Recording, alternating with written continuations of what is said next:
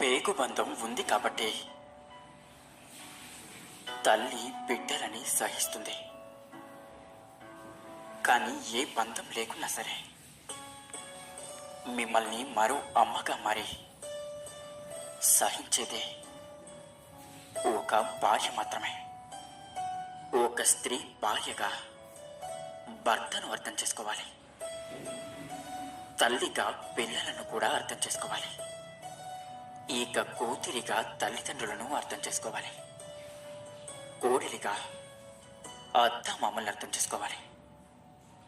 ఎన్నో విధాలుగా అందరినీ అర్థం చేసుకునే స్త్రీకి కూడా ఒక మనసు ఉంటుంది.